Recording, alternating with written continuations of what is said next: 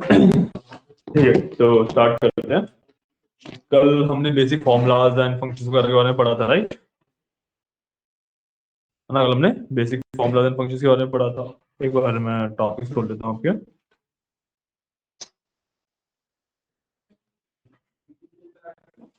हाँ, तो हमने कल basic formulas and conditional formatting, data formatting, इन सब के बारे में पढ़ा था। डुप्लीकेट्स को रिमूव करना, इन सब के बारे में पढ़ा था, राइट? आज हम अगेन स्टार्ट करेंगे। हम फॉर्मूलाज में ही अभी वर्क करेंगे, ठीक है? थोड़े से और डीप डाइव करेंगे फॉर्मूला में कि क्या फॉर्मूला कैसे कैसे वर्क करते हैं, ठीक है? सो आज जो आएगा, the topic is data validation and name ranges, ठीक है? इसके अंदर we will learn about multiple formulas.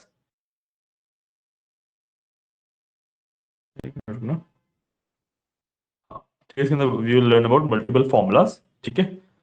So mathematical formulas, उसके और लॉजिक्स और ये सब के बारे में पढ़ेंगे, ठीक है? तो what we will do is कि हम ना, जो हमारा क्लासेस वाला डेटा सेट था, जो क्लासेस वाला शीट हमने क्रिएट किया था, उस पे वर्क करने की जगह अब हम एक्चुअल डेटा के ऊपर वर्क करेंगे, ठीक है? सो मेरे पास ना एक फाइल है सुपर स्टोर नाम से है, ठीक है? Super store dot.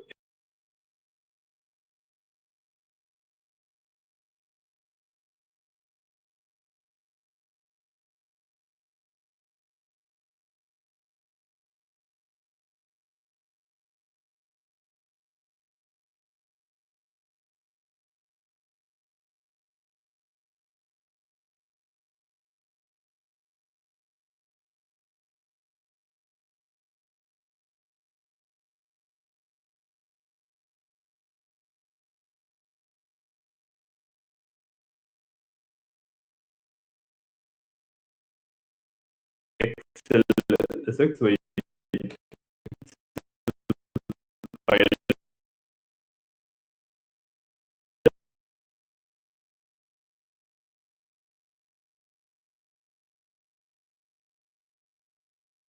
इस तरीके से डेटा मिला मेरे को। तो इसमें we have order ID, order date, ship mode, customer name, customer segment, customer ID, customer name, segment, city and multiple things आते हैं, राइट? सो सबसे पहले तो इसको मैं एक बार विजिबल फॉर्म में ले आता हूँ, ठीक है? कुछ इस तरीके से ऑर्डर आईडी आ गई, order date and ship date तो मेरे पास विजिबल है ही अच्छे से, है ना? शिप मोड, इसको थोड़ा सा और एक्सटेंड कर लेते हैं, ठीक है? देन वी हैव कस्टमर ने आईडी होगा सबसे पहले, customer ID. Then we have customer name, है ना? थोड़ा सा और एक्सटेंड कर देंगे हम, ठीक है? देन है सेगमेंट है, ये यूनाइटेड स्टेट्स कंट्री है, वी हैव सिटी, ठीक है? Then we have state, city हो गया, स्टेट हो गया, रीजन, पोस्टल कोड, कोड का भी ऊपर से थोड़ा सा सेंड कर देंगे। प्रोडक्ट आईडी है, ठीक है? और थोड़ी सी बड़ी करेंगे इसे, ठीक है? We have product ID, then we have category, sub category, product name, ठीक है? प्रोडक्ट नेम को थोड़ा सा हम, और इसको हम प्रॉपरली एक्सटेंड करेंगे,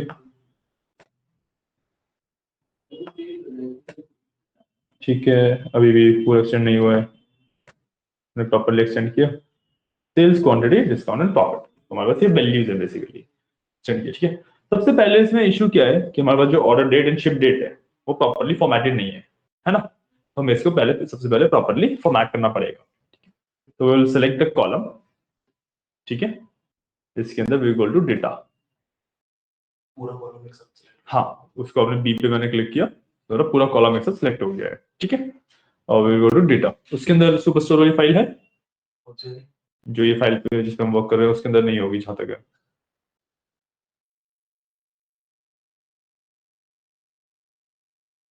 आई थिंक होगी उसके अंदर, होगी नहीं होगी उसके अंदर। और let me provide you with that file, but मैं content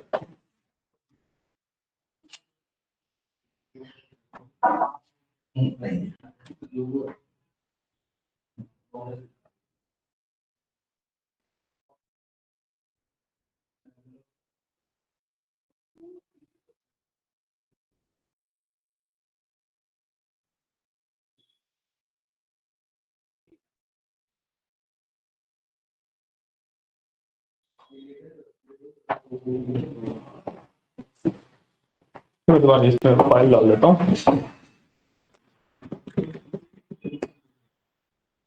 just give me a second, okay.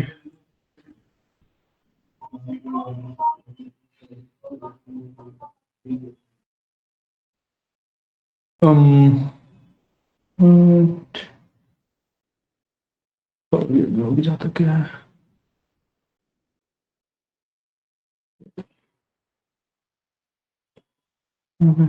और भी पेस्ट कर लेना एक बार, अच्छा हम डाल देंगे इसे एक बार करके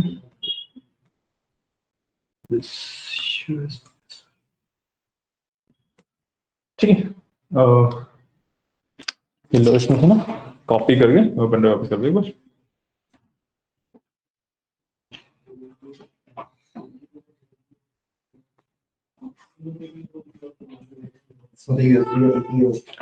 हाँ ऐसे रोटेट कर लो ना, घुमा लो घुमा लो, पेन घूम जाएगा पूरा, जैसे नॉर्मल यूज किया।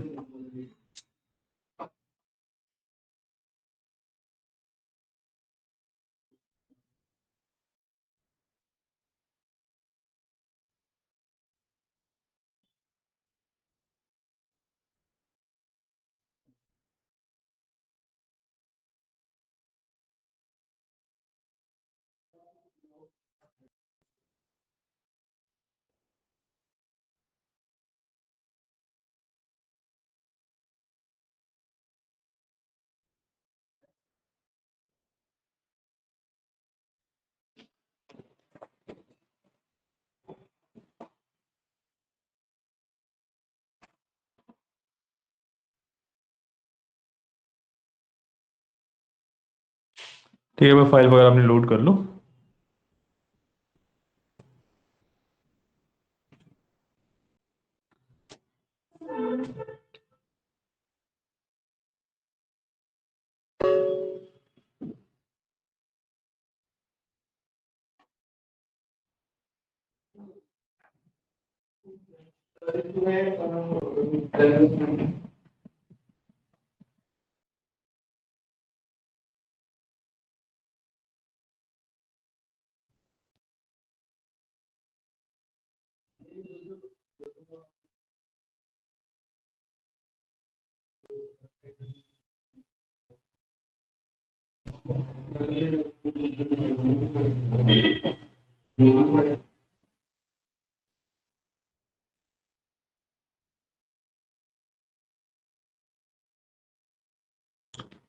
ठीक है, नाउ इसका ना आपके पास, जैसे हमने एक्सटेंड किया अभी, एंड इसका एक आपका शॉर्टकट भी है, ठीक है।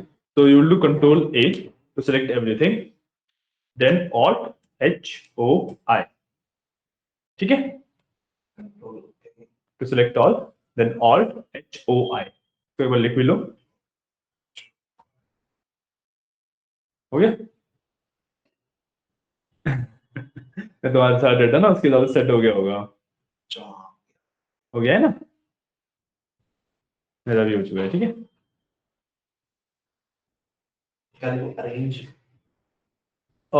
इसको बेसिकली हम फिट डेटा कहते हैं, डेटा फिटिंग, कि हम अपने कॉलम्स के अंदर डेटा को फिट करते हैं।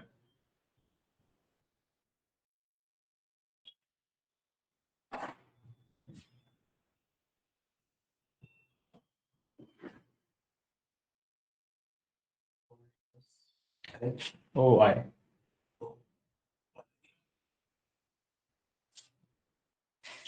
ठीक है।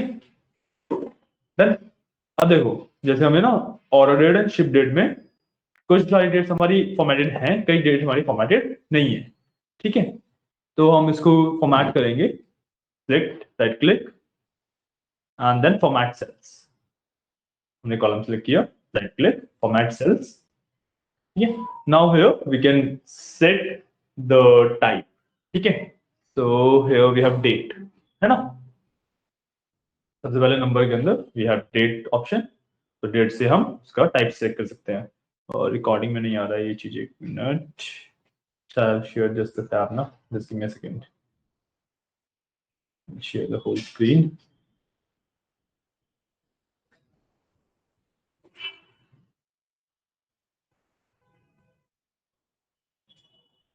ठीक है। So in the number we have date and then we have to select the date format कि डेट का फॉर्मेट क्या रहेगा। ठीक है, अब इसमें जो प्रॉब्लम है ना, प्रॉब्लम क्या है कि जिस जिस में उसको एक मंथ नहीं समझ आ रहा है उसको उसने फॉर्मेट नहीं किया है। ठीक है, सो जो हमारा एक्सेल है वो हमारा डेट का फॉर्मेट है, उसको किस तरीके से है कि date then month then year, right. But जैसे इसने सबसे पहले एंट्री जो हमारी छोड़ी, ये वाली छोड़ी 4/15/2017, राइट।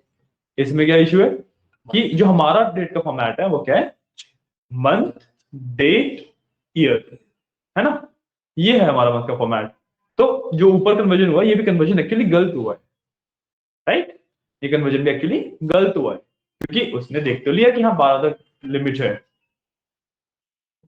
क्या उसने देख तो लिया कि 12 तक है, लेकिन हमारा तो फॉर्मेट एक्चुअली है वो है ही नहीं। हमारा तो जो फर्स्ट नंबर है that is month, then we have date, then we have year, है ना। So will fix that. ठीक है, सो फॉर्मेट सेल में जाके हम वो चीज फिक्स कर सकते हैं। तो यहाँ पे हमारा स्टार्ट करोगे डेट मंथ ईयर टाइप लिखा हुआ है, यू हैव टू सेलेक्ट इसमें मंथ पहले हो डेट बाद में हो। ठीक है, प्रॉपर मतलब वही होता है कि मंथ पहले। हाँ प्रॉपर वे तो वही होता है, ठीक है।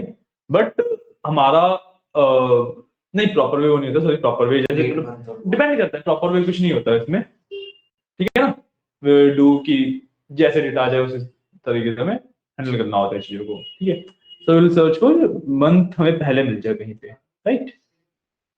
तो हमारे पास ये पेज ही हो गए हैं।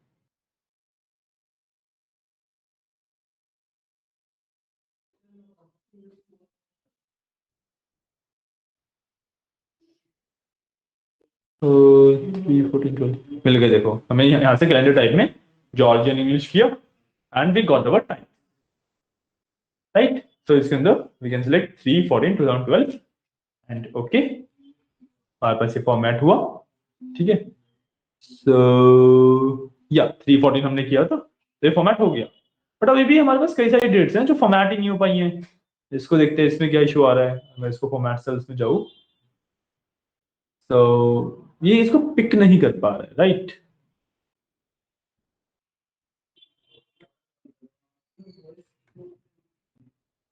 I will do Control Z first.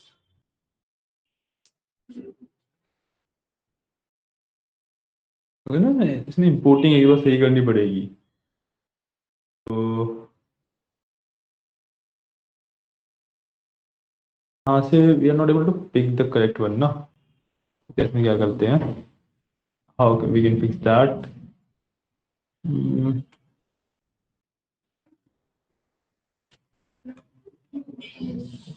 ठीक है, the format is this only.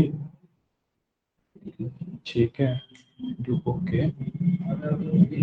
कुछ फॉर्मेटिंग में हो गया है बट सारे कन्वर्ट नहीं हो पा रहे, that is the issue with this.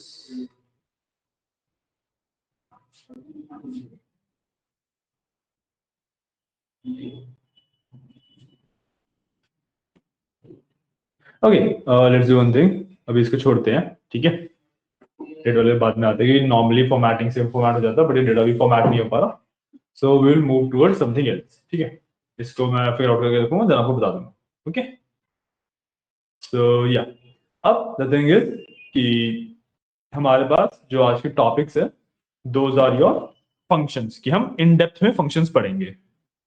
ठीक है, जो हम फंक्शंस हमने ऑलरेडी पढ़ रखे हैं उनको हम थोड़ा सा और डेप्थ में पढ़ेंगे, कुछ नए फंक्शंस के बारे में पढ़ेंगे और डेटा वैलिडेशन क्या होती है वो देखेंगे, डेटा नेम रेंजेस क्या होती हैं वो देखेंगे। ठीक है,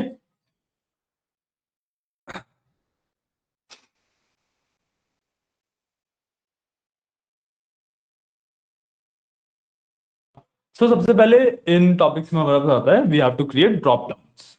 हम ड्रॉप डाउन्स कैसे क्रिएट कर सकते हैं। तो इस डेटा को अभी, ये तो हमारे पास डेटा हो गया, राइट। इसको ना मैं अभी साइड करता हूँ एंड जो मेरे पास आगे एम्प्टी स्पेस है मैं उसमें आता हूँ। ठीक है, किसी भी सेल पे आई विल क्लिक। ठीक है, then I will go to data and then we will have data validation. Give me a second, ये डेटा वैलिडेशन। ठीक है, मैं इसको ओपन कर लूंगा, ये आ गया मेरे पास डेटा वैलिडेशन का बेसिकली डायलॉग बॉक्स, ठीक है। अब what I want to create is basically एक अलाउ लिस्ट बनानी है, ठीक है, कि what I will do is कि मैं एक ड्रॉप डाउन बना के उसके अंदर सारे नेम्स दे दूंगा, या कस्टमर के नेम्स दे दिए या प्रोडक्ट के नेम्स दे दिए, कुछ भी दे दिए, ठीक है। उसके हिसाब से I want to format my data, ठीक है। सो यहां से मैं अलाउ के अंदर लिस्ट कर दूंगा, ठीक है, अलाउ लिस्ट एंड के अंदर डेटा में ठीक है,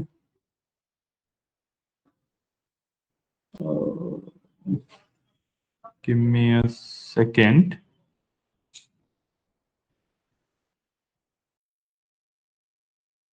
जैसे मैंने डेटा वो पहले सेलेक्ट नहीं किया, गिव मी अ सेकंड, क्या है ना, और सारे सेल सेलेक्ट कर लेता हूँ, then I will go to data validation. अब मैं अगर लिस्ट पे जाऊँ,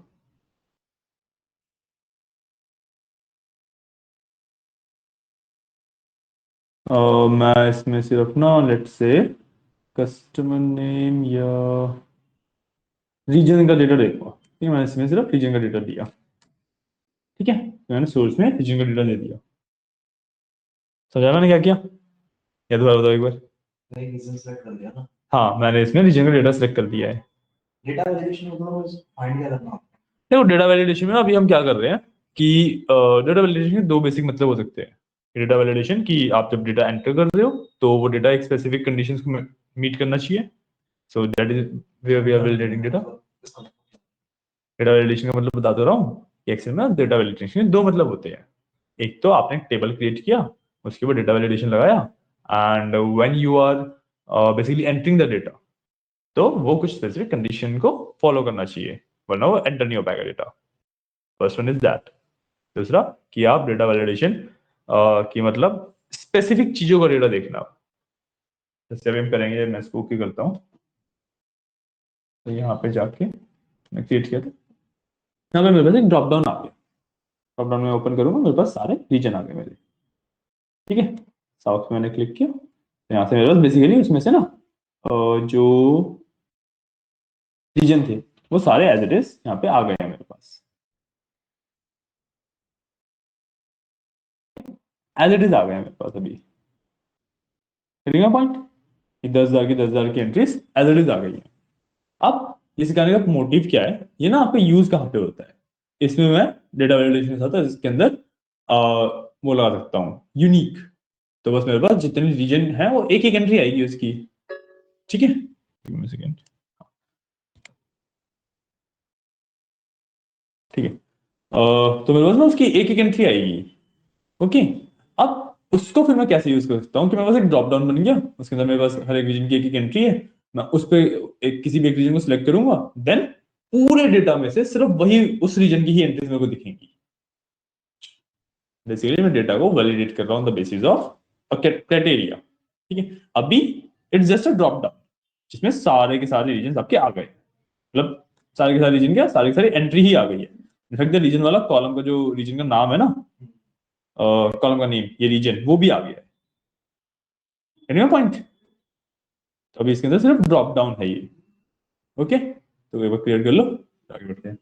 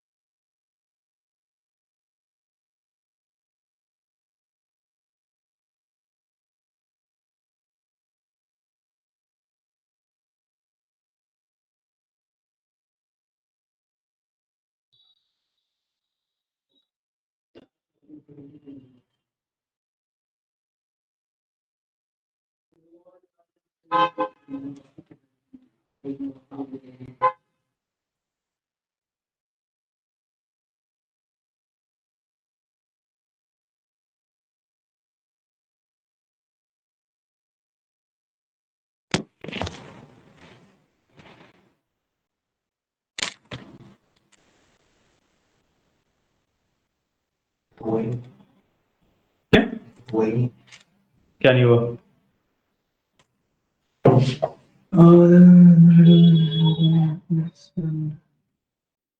क्या नहीं हुआ आपको? तो कुछ भी नहीं हुआ?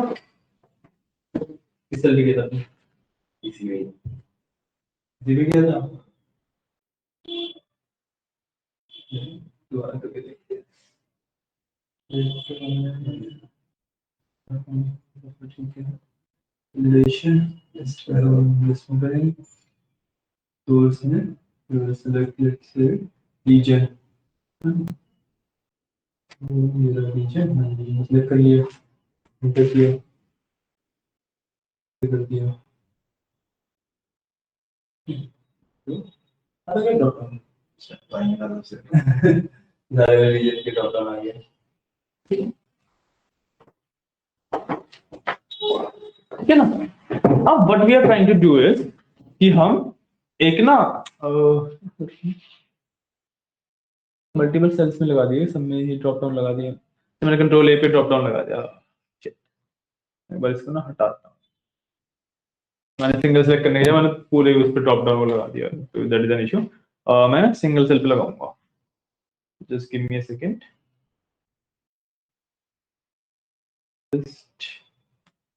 Source, we have the source of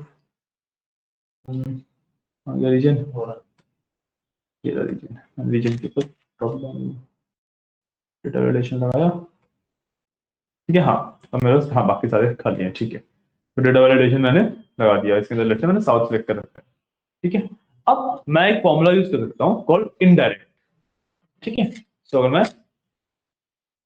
indirect लगाऊं यहाँ पे, ठीक है, एंड इसके अंदर मैं रेफरेंस दूंगा इस वाले का, जो मैंने डेटा वैलिडेशन कॉलम लगाया उसका मैंने रेफरेंस दे दिया इसके अंदर।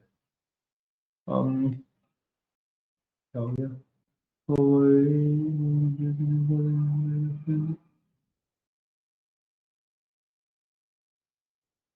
रेफरेंस क्यों आ रहा है? Change something.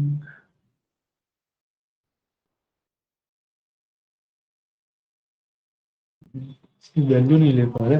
अभी मैं सेकंड लेकिन चेक की इसके अंदर रेफरेंस एरर क्यों आ रहा है। ठीक है,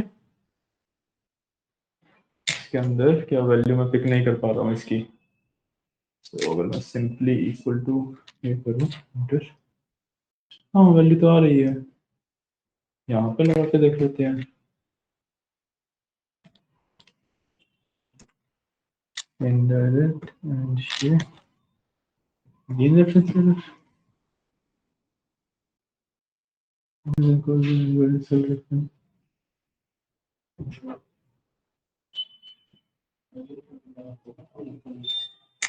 Just give me a second, ठीक है?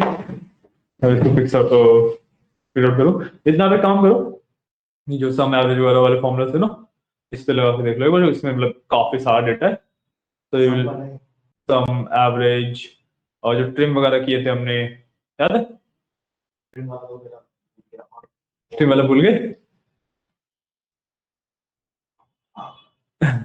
लिखा नहीं था इसको?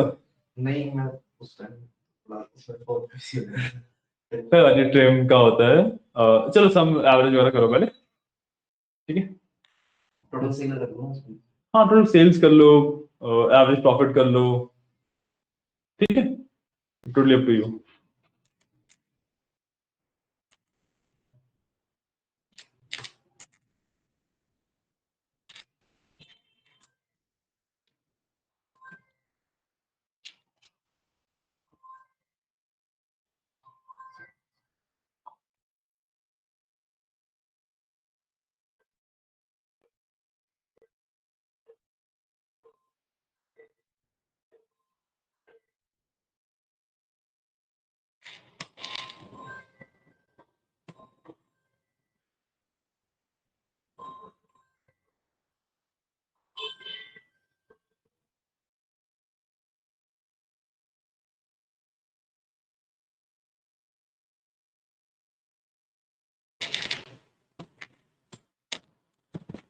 यार इशू क्या, वर्जन से कुछ इशू है क्या?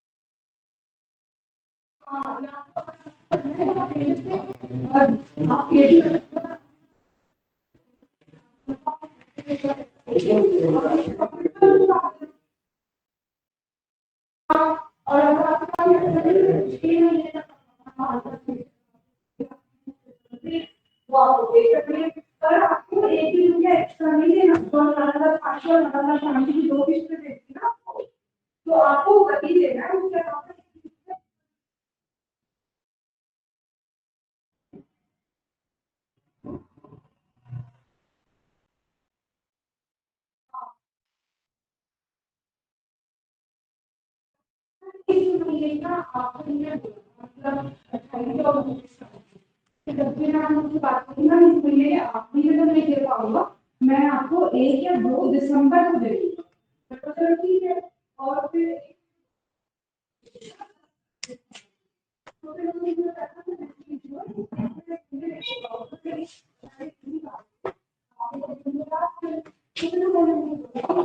हो गया? सिर्फ सम कराया मतलब sales man.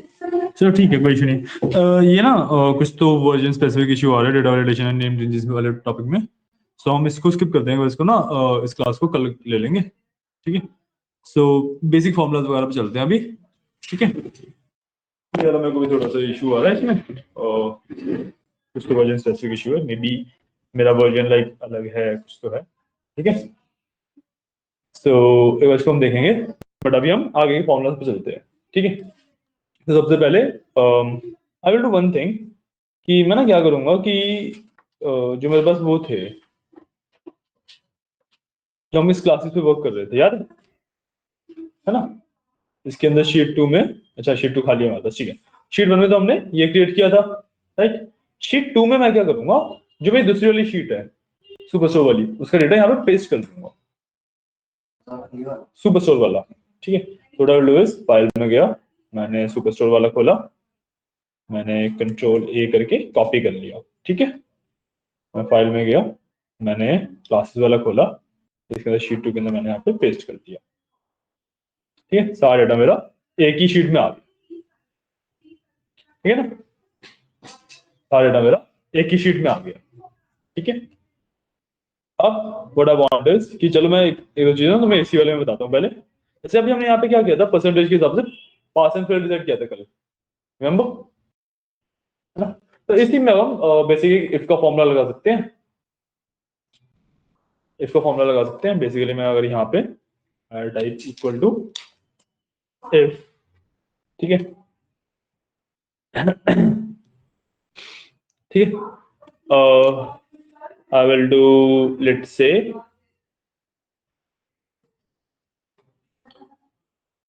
This like I9 मैंने कॉलम सेलेक्ट किया, ठीक है, इज ग्रेटर देन, दिख रहा है ना आपको क्या लिख रहा हूँ? if किस लिए होता है?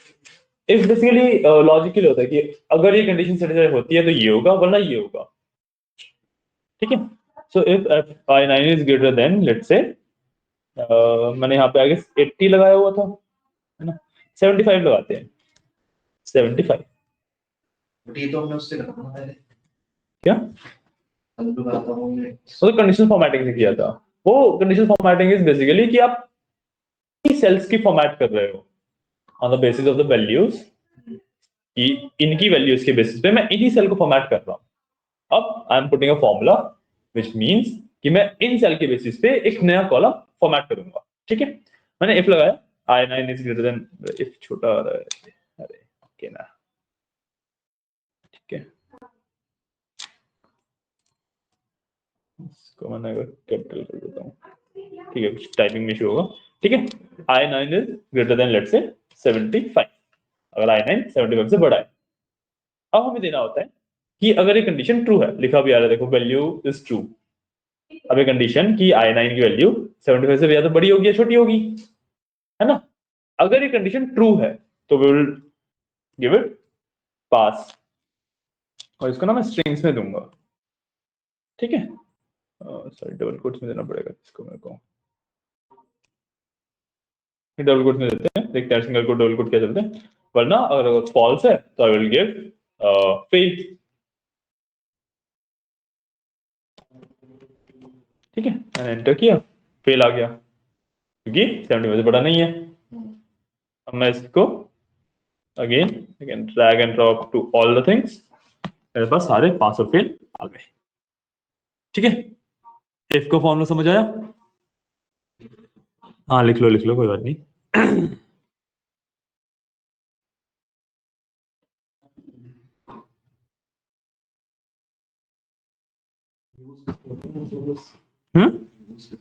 कंडीशंस लगाने के लिए कि I want to add a condition to my formula, ठीक है, उसके लिए।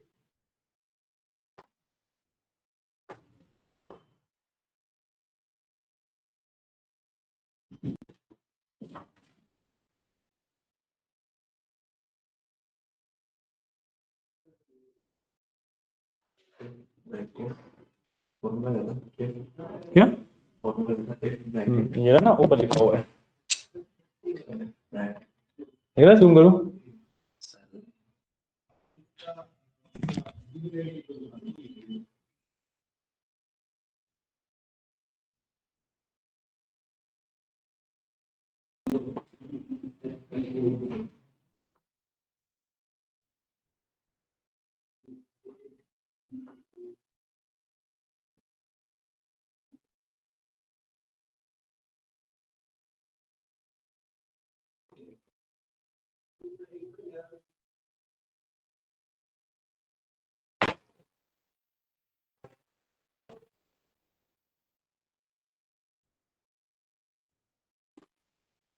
डन, हाँ एक बार ट्राई कर लो।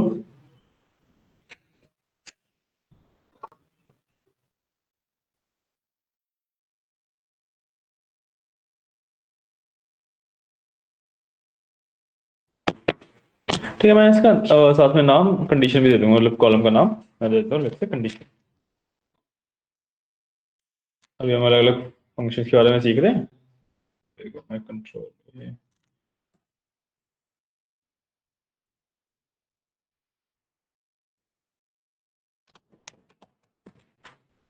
सेल भी कुछ सिलेक्ट करना होता है, क्या, सेल भी कुछ सिलेक्ट करना होता हाँ इसके अंदर तुम कंडीशन हम सेल के बेसिस पे दे रहे हो ना, तुम जरूरी नहीं है कि पूरा सेल, सिलेक्ट करोगे, मतलब काउंट जो परसेंटेज है नहीं पूरा नहीं, मैंने सिर्फ ये सिलेक्ट किया ना एक सेल I9, कोई भी, हाँ मतलब इसके बिल्कुल साथ वाले किया ताकि मैं उसको ड्रैग कर सकूं नीचे तक, गेटिंग माय पॉइंट, कि इसके जस्ट साथ वाले के बेसिस पे I am deciding this cell.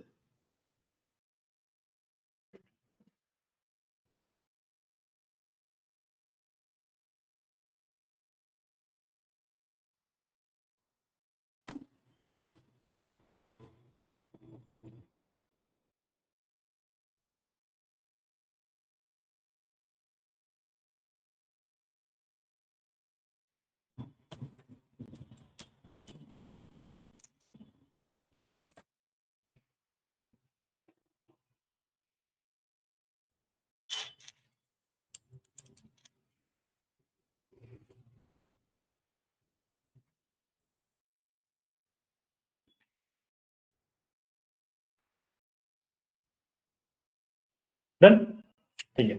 तो अब ये था, हाँ? जैसे ये भी हमारा बॉर्डर के बाहर चल रहा है, हाँ, तो उसको हम बॉर्डर के अंदर है तो वहां से बॉर्डर हटा देंगे, बॉर्डर को लाइक इधर से एक्सटेंड कर देंगे। बॉर्डर हटाना पड़ेगा। हाँ, बॉर्डर हटा, बॉर्डर ऐसे शिफ्ट नहीं होते हैं। हाँ, क्योंकि मैं कल कर रहा था ना तो हाँ, बॉर्डर शिफ्ट नहीं होते हैं। तो हटेगा कैसे बॉर्डर, मतलब रिमूव तो सिलेक्ट करूंगा एंड इस पे मैं नो बॉर्डर लगा दूंगा। जैसे मेरे को इस वाले पे तो बॉर्डर चाहिए ही चाहिए मेरे को, हाँ है ना, बस बाकी पे नहीं चाहिए। तो what I will do is select control दबा के I will remove this cell, बाकी सिलेक्टेड है मेरा, ठीक है। और फिर मैं यहाँ से बॉर्डर हटा दूंगा, इसमें जाके बॉर्डर में जाके यहाँ से नो बॉर्डर हट गया, यहाँ पे रहा सिर्फ, है ना। अब यहाँ पे जाऊंगा मैं, अब मेरे को बेसिकली इन दो पे चाहिएगा, राइट। तो दोनों से दोनों नहीं, मैं इस मेरा कॉर्नर ये बनेगा, कॉर्नर ये बनेगा ना बॉर्डर का, क्योंकि यहाँ तक आ रही है और फिर मेरे को ये वाला कॉलम चाहिए, तो इसके पास से बॉर्डर घुमाना है मेरे को, कॉर्नर मेरा यहाँ पे आएगा।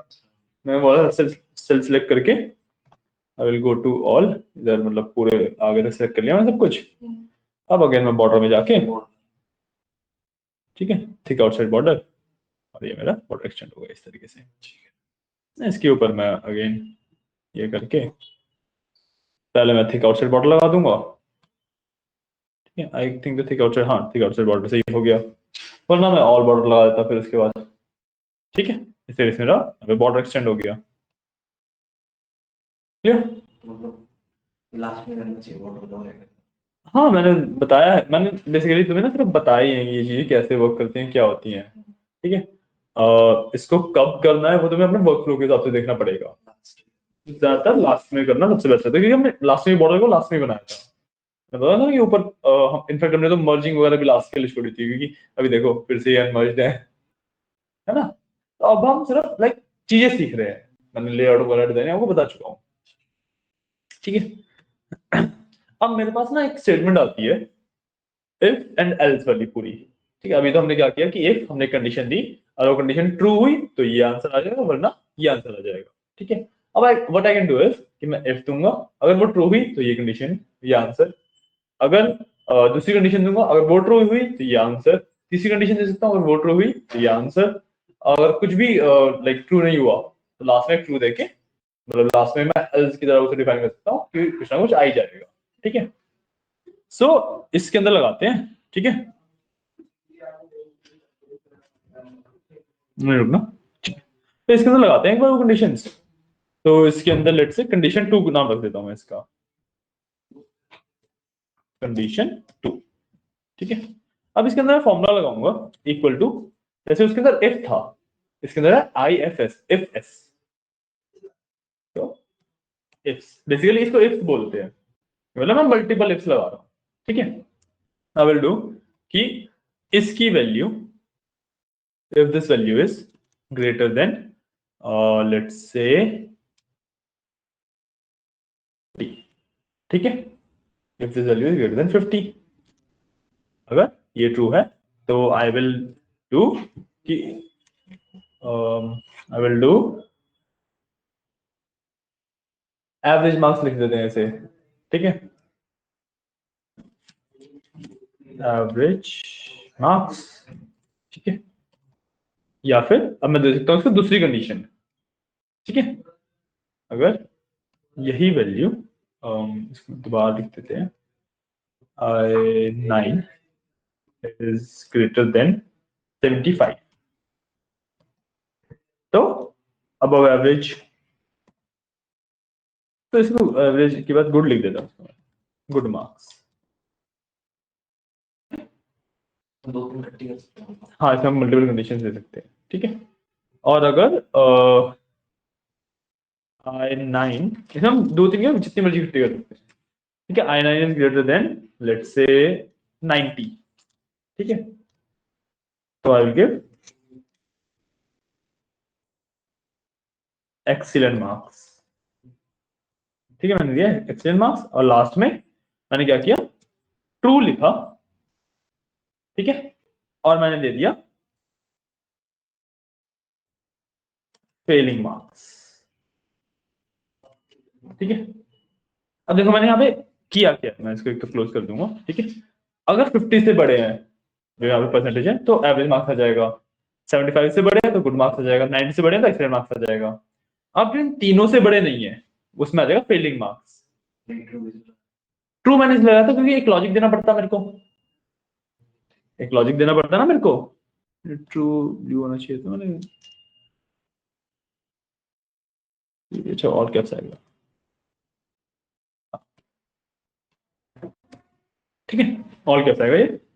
सो मेरे को लास्ट में एक लॉजिक देना था, बट अगर मैं देखो मान लो मैं एक्सीलेंट मार्क्स पे छोड़ देता है तो क्या होता मेरा कि ये जो तीन कंडीशंस हैं इनमें जो फॉल कर रहे हैं वो तो आ जाते हैं अलग अलग अलग अलग, राइट, बट जो 50 से नीचे वाले मार्क्स हैं वो खाली छूट जाते हैं।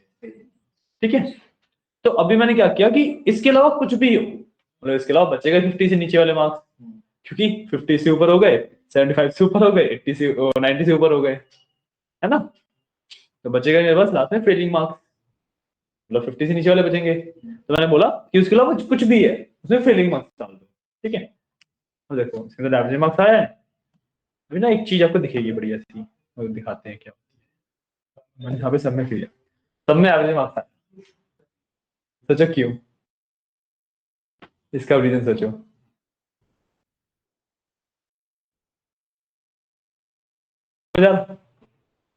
बट वो 70 90 वाली दे रखी थी ना कंडीशन।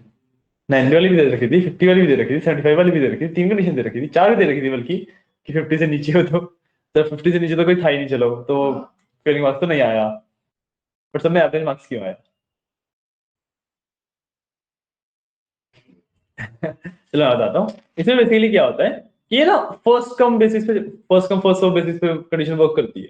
उसने पहली कंडीशन चेक करी कि 50 से ऊपर है तो एवरेज मार्क्स लिख दो, और फिर बाकी कंडीशन चेक नहीं करेगा कि मैं वैल्यू अपडेट करूंगा कि नहीं, एक कंडीशन सेटिस्फाई हुई उसने एग्जिट ले गया।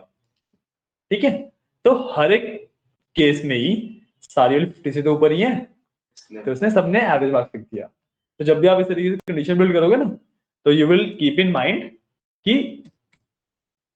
ऐसे कंडीशन फेल होते हुए के हिसाब से आपको लॉजिक बिल्ड करना है कि कंडीशन फेल होगी तब वो अगले पे जाएगा, तो 75 इज ठीक है एंड लास्ट में 50 लगा। वैल्यू बड़े से हाँ मतलब इस तरीके से कह सकते हो आप, बट बेसिकली फेल होने के लॉजिक बनाना है आपको कि फेल हो तब ये आए। ठीक है, आपको ये नहीं करना कि जो कंडीशन है तो पहली कंडीशन हर बार पास हो जाती है, आपको ऐसी कंडीशन बनानी है कि जो जिसके फेल होने की रेट ज्यादा है वो सबसे पहले आएगी, फिर उससे कम है उसके बाद आएगी, उसके कम है उससे बाद आएगी। ठीक है, अब मैं इसको मॉडिफाई किया तो उसमें तो एक्सीलेंट मार्क्स हो गए, तो एक्सीलेंट मार्क्स क्यों हुए, no let me check excellent marks. हाँ, अब इसमें क्या किया, अच्छा मैंने ओके कंडीशन ये हुई कि मैंने मतलब ये तो चेंज कर दिया ये चेंज नहीं किया, गेटिंग माय पॉइंट कि 90 से ऊपर को मैंने एवरेज मार्क्स बोल दिया, समझो कि मैंने ये तो चेक जो चेंज कर रहा है वो तो कर दिया, वो मैंने एवरेज मार्क्स छोड़ दिया ना उसे। इसको यहाँ से कट कर लूंगा and I will paste it over here and average marks को मैं यहाँ से कट करके I will paste it over here. ठीक है, मैंने यहाँ पे एवरेज मार्क्स किया, अब इसको मैं रिफ्रेश कर दूंगा, हो गया। ठीक है, देखो अब सही वर्क कर रहा है कि नहीं, है ना, सही से वर्क कर रहा है। अब अगेन ये चीज बाहर जा रही है तो कंट्रोल ए ओल्ड HOI हो गई सेट। ठीक है, समझ आया, है ना। अब ये तो था कि आप मल्टीपल कंडीशंस लगा सकते हो। ठीक है, अब द नेक्स्ट थिंग इज कि आप एक ही कंडीशन के अंदर दो कंडीशंस कैसे लगा सकते हो। अभी हमने क्या किया कि अगर ये वाली कंडीशन सेटिस्फाई हुई तो ये आंसर, ये वाली कंडीशन सेटिस्फाई हुई तो ये आंसर। अब मैं चाह रहा हूं कि ये भी और ये भी दोनों कंडीशन सेटिस्फाई होंगी तो ये आंसर चाहिए मेरे को, समझ रहे हो, कि मान लो कि ये भी 75 से ऊपर हो ये भी 75 से ऊपर हो तभी बच्चा पास होगा। लेट्स से मेरे को इस तरीके का कुछ बनाना है, ठीक है, क्योंकि कोई ऐसा है क्या इसके अंदर वो कंडीशन दिखेगी?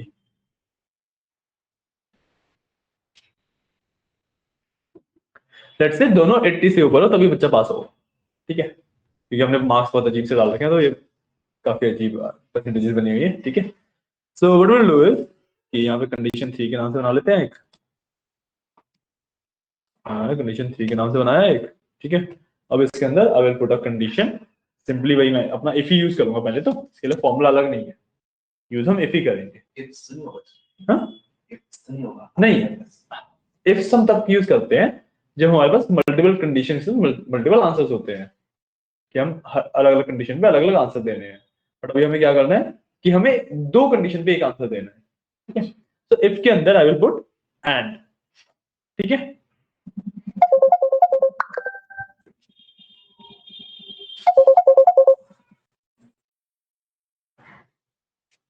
ठीक है, मेरे को इसके अंदर एंड किया मैंने। अब आई वांट कि this should be greater than 80 comma this should be greater than 80। H9 and I9 दोनों 80 से बड़े होंगे, ठीक है।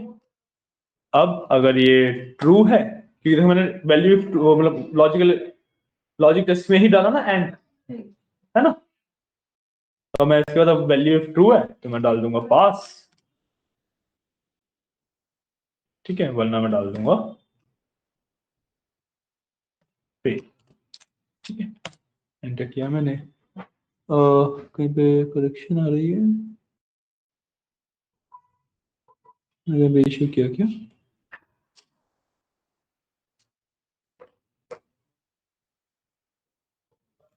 कहाँ पे इशू किया है? H9 is greater than, ठीक है, I9 is greater than 18। मे भी कहीं पे मैंने इशू किया हो, मेरे को दिख नहीं रहा है, बट कहीं पे तो इशू किया होगा जब ये बोल रहा था, मैं यस कर दूंगा, वो सही कर देगा। फेल, क्योंकि 80 से बड़ा कुछ भी नहीं है, दोनों में से कोई भी 80 से बड़ा नहीं है, राइट। मैं इसको सब पे ट्रैक करूंगा, फिर पास हुआ क्योंकि दोनों 80 से बड़े हैं, दोनों 80 से बड़े नहीं है, फेल, दोनों 80 से बड़े हैं, पास, दोनों 80 से बड़े हैं, पास, अगेन पास, दोनों 80 से बड़े हैं, पास, ठीक है, दोनों 80 से बड़े हैं, पास। अब देखो ये तो 86 था, 80 से बड़ा था, बट 78 80 से बड़ा नहीं था, तो ये फेल हो गया, ठीक है। इसके अंदर दोनों ही 80 से छोटे थे तो भी फेल हो गया। तो ये एंड कंडीशन होती है आपकी, ठीक है। तो हमने कंडीशनल वाले फॉर्मूला पढ़ लिए आज, ठीक है। और जो डेटा वैलिडेशन है उसमें कुछ तो इश्यू मैं फिक्स करके रखता हूँ, उसे हम कल पढ़ लेंगे, ठीक है। आज मैं कंडीशनल फॉर्मूलाज पढ़ लिए, ठीक है। तो आज क्लास में हम यहीं पे रैप अप करते हैं, ओके। अगर प्रैक्टिस करनी है तो आप वहां पे बैठ के कर सकते हो आराम से। तो वही कर सकते हाँ, हमने साथ ही साथ ही कर लिया वैसे तो, हैं। इस वाला एक बार बताऊंगा। इस वाला दोनों बता दें, ठीक है, कोई इशू नहीं है। देखो ये था हमारा एक्स वाला, एक्स में क्या है कि हम पहले कंडीशन देते हैं, अगर वो ट्रू हुई तो उसका आंसर देते हैं। इफ में हम क्या करते हैं, कंडीशन दी, ट्रू और फॉल्स बता दिया। इफ में क्या करते हैं हम, कंडीशन दी, कंडीशन ट्रू होने पे क्या होगा, फॉल्स होने पे क्या होगा, ये बता दिया। ये तो सिंपल है, ये तो समझ आया। इफ्स में क्या होता है कि हम कंडीशन देते हैं, जब वो ट्रू होगी उसी का आंसर देते हैं, फॉल्स वाले में आंसर ही नहीं देते, ठीक है। फॉल्स का आंसर नहीं होता। सो मैंने पहली कंडीशन दी, ये अगर सही होगी तो इसका आंसर दिया, दूसरी कंडीशन दी, ये अगर सही हुई तो इसका आंसर दिया, तीसरी कंडीशन दी, ये सही हुई तो इसका आंसर दिया, ठीक है। अब जरूरी तो है नहीं सारी कंडीशन सही होंगी, है ना, हमारे केस में चलो था, बट जरूरी तो है नहीं कि सारे डेटा इसी कंडीशन के बीच में मिल जाएगा हमें। तो हमने लास्ट में क्या लगाया, ट्रू लिखा, कंडीशन लिखनी थी हमें यहाँ पे, हमने ट्रू लिखा, मतलब कि हर एक केस में ही ये कंडीशन सेटिस्फाई होगी होगी, ये कभी फेल हो नहीं सकती। मतलब पॉइंट है, जब इसका आंसर ट्रू आता है तब भी चलता है, हमने आंसर ही ट्रू लिख दिया वहां पे, तो मतलब वो कंडीशन ऑलवेज वैलिड है। मतलब लगा लो यहाँ पे मैं इस तरीके की कोई कंडीशन लगा दूं कि 1 = 1 करके, तो वो ऑलवेज ट्रू है, 1 = 1 हमेशा ही ट्रू देगा, है ना। तो उस तरीके से मैंने फिर फेलिंग मार्क्स लगा दिया, कंडीशन उसका आउटपुट, कंडीशन उसका आउटपुट, कंडीशन उसका आउटपुट, इस तरीके से रहता है, ठीक है। आया समझ? कोई डाउट हो तो अभी भी पूछ लेना, कोई इश्यू नहीं है, ठीक है। आगे सारे समझ अच्छे से बना देना नोट्स को, ठीक है। तो क्लास यहाँ पे एंड करते हैं आज। Okay, thank you.